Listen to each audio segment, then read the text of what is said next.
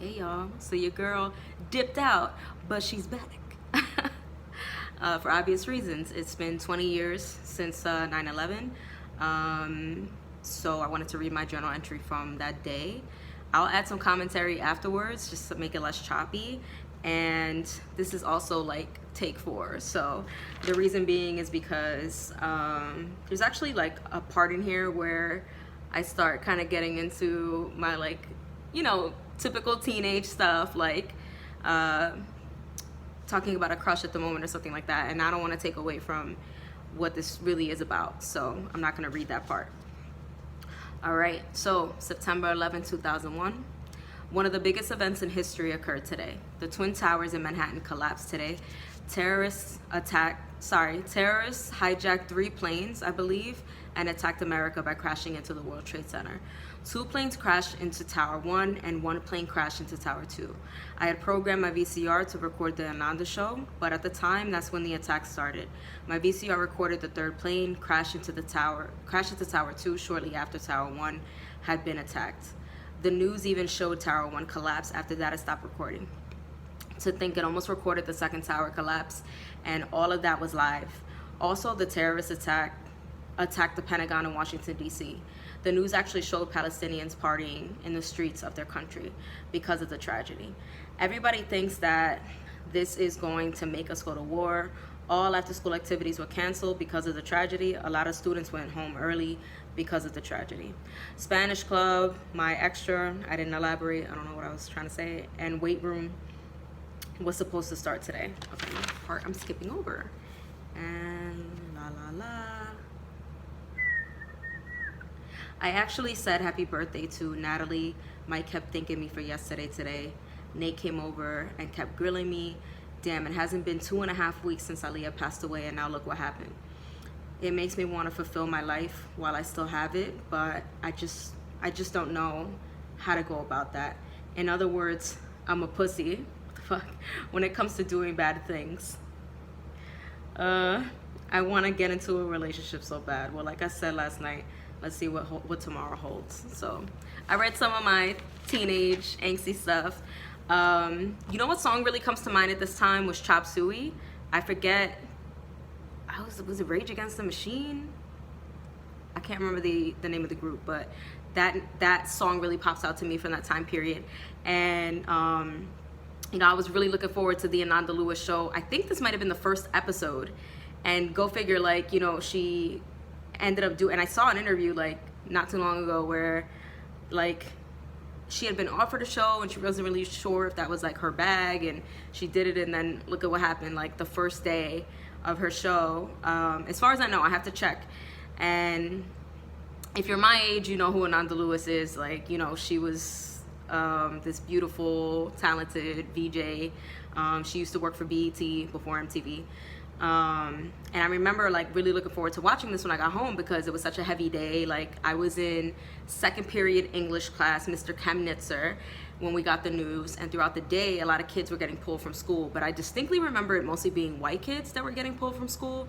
My mom, I actually asked her recently, and she told me that this is what she was working in a factory, and they were all just scared and didn't really know what was going on. And most people didn't have cell phones at this time. I sure as fuck didn't have a cell phone. So you're kind of just there in the dark, and all you have is news. And I remember weeks after being nothing but nonstop news about this tragedy, and of course thinking back and just seeing stuff I'm sure a lot of time was just spent looking for people, if they could find people that they could save, or whatever it was.